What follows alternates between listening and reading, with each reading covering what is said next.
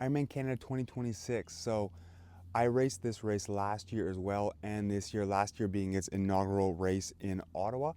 And so I'm going to kind of go through my race and also kind of compare the 2025 edition with the 2026 edition. Um, and so yeah, like I'm semi-local to Ottawa, maybe 45 minutes away. So woke up bright and early before 2 a.m. on the road by about 3 to head downtown. Got downtown, parked in a parking garage that I parked in the exact same one last year. In fact, the exact same parking spot as last year, as it worked out perfectly. So parked there, paid for the all-day pass. Later to learn that it was no longer all-day parking; it was maximum 3 hours. So I came back after my race to a $55 parking ticket, but that's neither here nor there. I parked there, walked over towards the Chateau Laurier, dropped off my personal needs bags, and jumped on a shuttle. All of that could not be smoother. Walked by, drop off your bag, drop off your second bag, walked right over to the shuttles, walked directly onto the shuttle, and the shuttle was on the road within 60 seconds to head downtown. So, or to head, sorry, out to Britannia. So, super smooth there.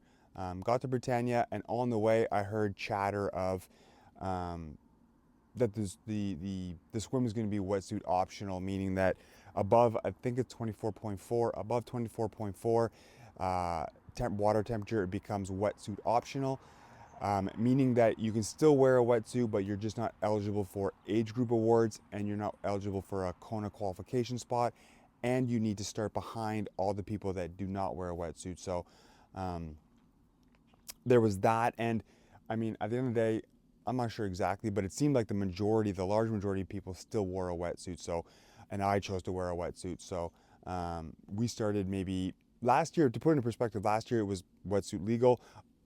I was in the water by 6:18 a.m. This year, I was in the water by 6:24 a.m. So it was about 6 minutes kind of slower for me to get into the water. So at the end of the day, not a huge difference. And so the first swimmers went out first. The non-wetsuit swimmers went out first, and they kind of self-seated themselves, and then it was kind of maybe a couple-minute reset, and then all the people wearing wetsuits also self-seated, and then away we went. And so the swim this year, they kind of fixed the course a little bit, because last year at about not quite halfway, we hit uh, this stretch where you could literally stand up, and it was like waist deep water you can kind of walk through, which was kind of a totally strange and foreign feeling when you're halfway through an Ironman swim. So they fixed that. There was no walking. There was a little bit more walking early on just to kind of get out, but yeah, it was easy to get into a rhythm. I was able to kind of find faster feet to swim on, and I was proud that I swam pretty well, the perfect swim line from buoy to buoy. I was going, like, touching each buoy almost, and just finding feet to swim on, and it was fairly comfortable. I ended up swimming about 7 minutes faster than last year, which I'm super pleased with. So I came out of the water in about an hour 17. Yeah, uneventful. Like it felt good. I put in a little bit more effort in the swim this year, not all that much to be entirely honest, but a little bit more, and I think it did pay dividends. Um, and so came out of the water, used the wetsuit strippers, and ran in, grabbed my bag, and while in T1, my goal in T1 was to go faster than last year. Last year I felt I wasted a lot of time. It was about 8 minutes in T1.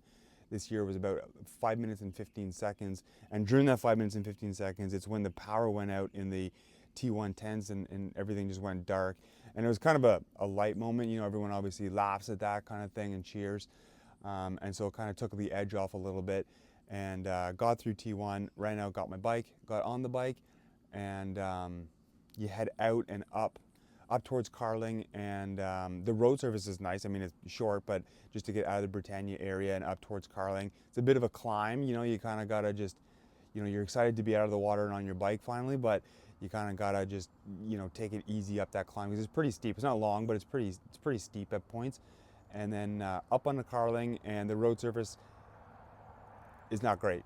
So but you kind of levels out, and you make your way down towards the parkway. It's not that nice pavement, but at least you're moving. You're starting to move quick and starting to chew up the miles. So down onto the parkway, the road surface remains pretty mediocre for most of this stretch. And this year, the bike course was a little bit different. instead of heading straight downtown, we kind of headed out to Champlain Bridge, hang a left on Champlain, cross the bridge, cross back. It was a little bit windy on the way out, but not terribly. Pull a U-turn at the far end of the bridge and come back, and then we headed back up the parkway back towards Carling. And all this road service is pretty horrendous, to be honest. And so we pull another U-turn back towards Carling and then head downtown. And at this point for me, the rain was kind of like, it was solid. It was coming down. You can hear it hitting your helmet. You can feel it hitting you, and you just kind of put your head down and just pedal. And it's still early enough on that you're not completely exhausted. So for me, I wasn't feeling incredible. The legs just weren't feeling like they usually do for me on the bike, but I just decided to just start fueling and hydrating and just try and stay on top of that as best I could. So I did that. My stomach was feeling a little bit upset, maybe from morning. It just wasn't feeling right all morning. So like it was hard to kind of keep fueling, knowing I was putting in more fuel on top of already a sore stomach. So I was hoping that will kind of settle in. It kind of did, but not until the run, to be honest. So head downtown. The road service as you get towards downtown starts to improve. And then you kind of pass the War Museum and you head up, and immediately once you turn right past the War Museum and you're heading up towards Wellington, you do start to climb.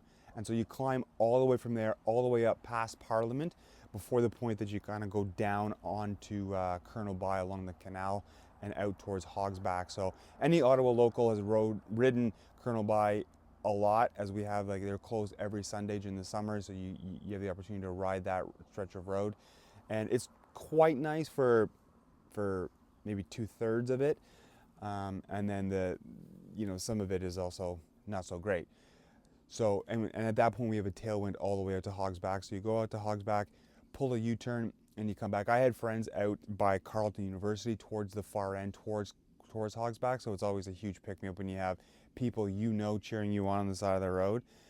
And I was feeling decent. You got a tailwind on the way out, so you're feeling decent. You're starting to pick up the speed, see the speed go up, and that's nice. And last year I rode just over 5 hours, so just shy of 36 kilometers an hour. And so that was kind of my target. I wanted to ride at least that fast, and I thought I could ride faster, comfortably faster, based on my 7.3 bike legs this year. So, but the legs just weren't feeling incredible. And then fighting kind of like the windier sections of the course back down Colonel By and the Eastern Parkway as well, where the road surface was not great. And yeah, I mean, a multi-loop course also gets busy. And so it can be hard to kind of get in a rhythm, and when you're either trying to pass people, have people pass you, and not draft and kind of avoid sitting on someone's wheel but pass them, and it just becomes this constant battle to find your own space. And then the road surface just kind of makes that even more challenging. So yeah, just focused on what I could do, what was controllable for me. Try to stay on top of hydrating. At every aid station, all I did was grab water, take some shot of my kind of concentrated gel and my concentrated electrolytes, and then kind of wash it down with water, rinse and repeat. Do that on repeat for the entire bike ride. And lap 2, I kind of felt the best on lap 2, and I was able to kind of push a little bit harder, which was good. But on lap 2, the second time through the Gatineau section, I was trying to avoid potholes, trying to avoid all the massive bumps, and kind of tried to hop over one, and I guess my rear wheel hit the bump, and my entire repair kit, which is in like a little bottle, securely in a bottle cage behind my saddle, popped out. I lost it. I knew I lost it. I made the decision not to go back and retrieve it, and just hope to God that I could get through that last lap without any issues. And thankfully I did. So I finished the bike in about a minute or so slower than last year. So it was like just under 5 hours and 5 minutes, which I was plenty pleased with, given the conditions of the day and everything and how I was feeling. So got off the bike and fairly quickly through T2. This year it was different, where you come in towards the, I don't even know, is the art museum or whatever, where the big spider is, pass off your bike, run into T2. They took our bikes down into an underground parking garage, which was kind of neat. But then just, yeah, you run up, you grab your bag through the change tent like any other kind of Ironman. And my goal was, again, to go faster through T2 than I did last year, just kind of get done what I needed to get done and get out. And I was able to do so. And it was 1 second faster than my T1. So it was 5 minutes and 15 seconds to get through. I did a full sock change. For whatever reason, I don't know. I mean, my feet were drenched within 5 minutes after leaving T2.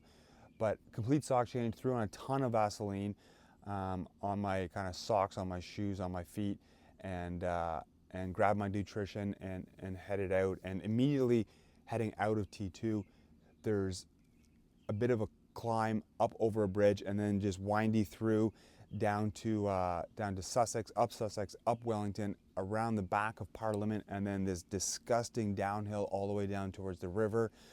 Just super steep to start the run, and then to later finish the run, you have to come back up it. But just kind of pounding down towards the river, and then you run flat along the river, and then a nasty little climb up by the locks towards the National Arts Centre, across, and then back down to Queen Elizabeth. Finally on Queen Elizabeth, you can kind of get in a bit of a rhythm. It's more flat, more rolling.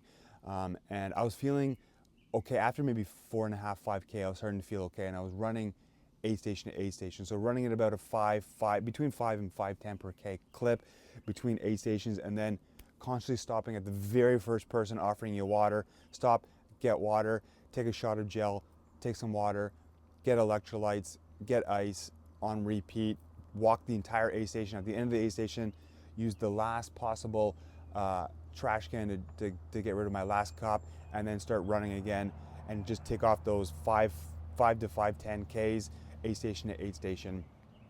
And it worked perfectly well. I was able to hold it together for most of the entire marathon.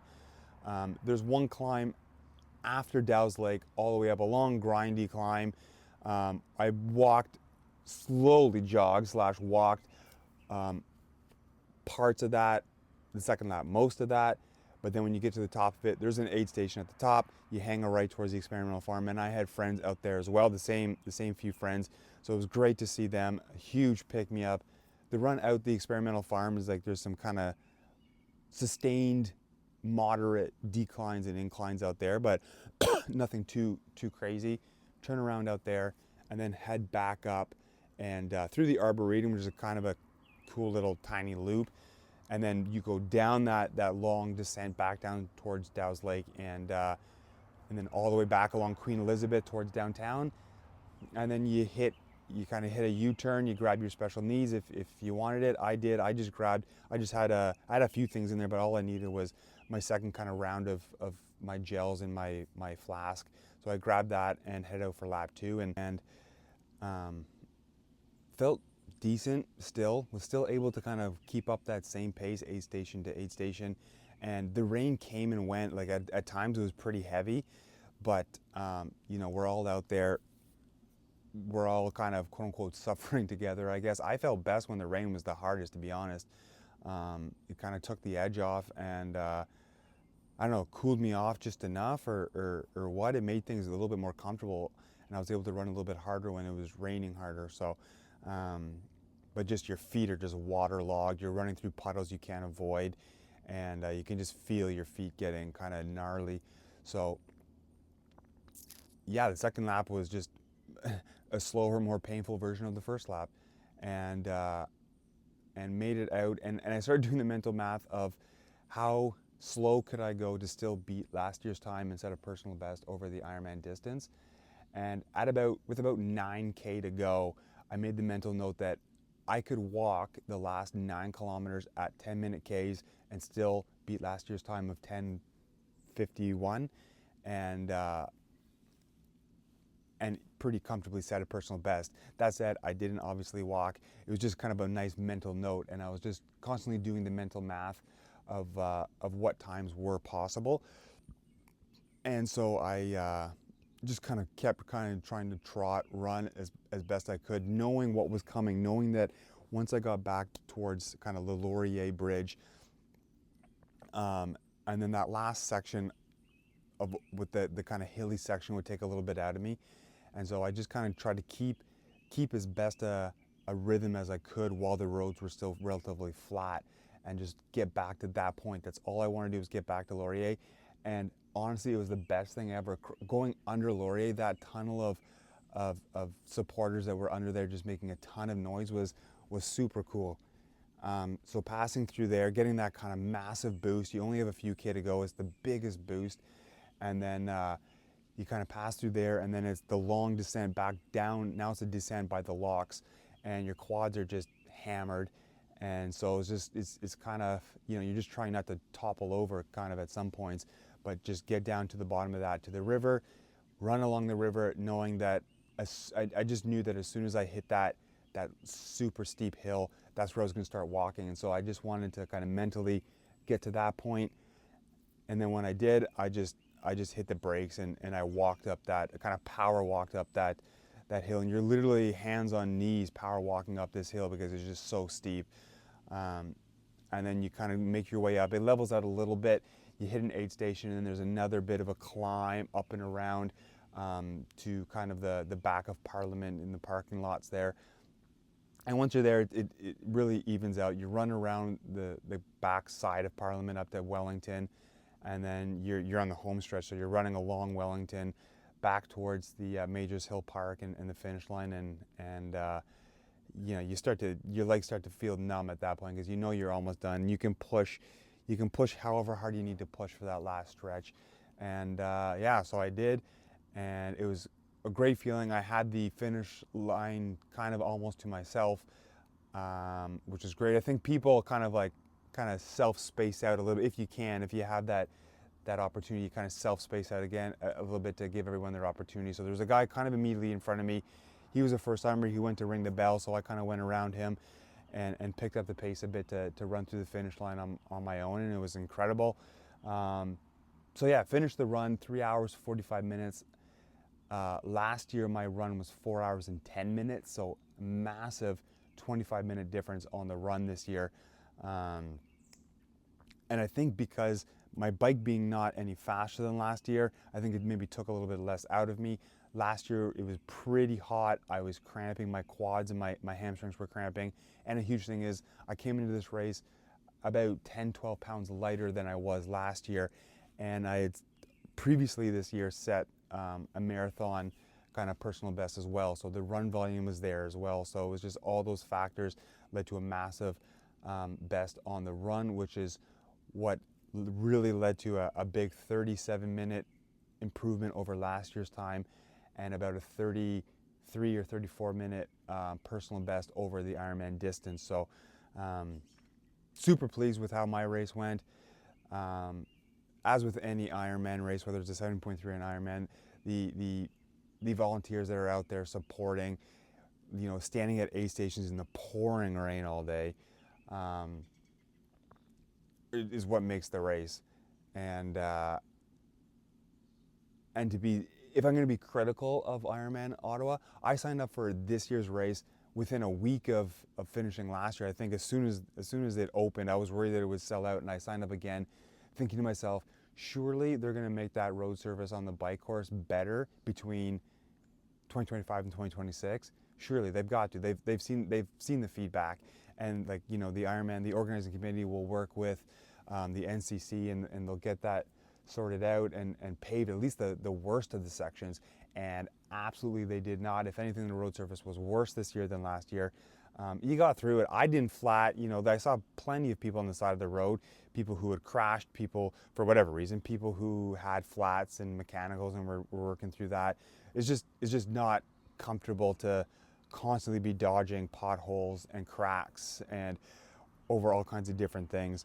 And especially with the rain, it kind of hides those road features a little bit. So that is a little bit disappointing. Will I do this race next year? I will not. Partly because of that, and I kind of want to do something different. But yeah, I mean, outside of that, the race is great. It's a little bit logistically challenging. Having done it last year, I had that peace of mind that I knew kind of the way things went, even though there were some slight changes this year logistically with where the athletes' village and the finish line and all that were. But it can be a little bit of a logistical challenge to be going downtown for some things, out to Britannia for other things. But but that's not too bad. It's just that bike course, the multi-loop nature of the bike course, the road surface. That's just is such a challenge. And being in a downtown um, big city course, it's I guess semi to be expected, but still a little bit disappointing. So yeah, the race overall really well run. I mean, it's an Ironman branded event. It's incredible from start to finish, and yet there's nothing like that finish line of an Ironman really. And so yeah, I'm super pleased with my race. I'm super pleased with my season overall. This finishes off a huge season for me where I set 2 personal bests in the half Ironman, new personal best in the Ironman, personal best in the marathon, and ironically, all of those personal bests were from 2008. So 18 years that it's taken me to set new personal bests across these distances. So can't be more pleased with that. But yeah, that's my recap. Hope everyone who did do the race had a great race as well. The weather was epic. The challenge is always epic on its own, but I think this year with that weather, it just made the challenge and the experience and the accomplishment that much more epic and that much more memorable. So yeah, thanks for watching.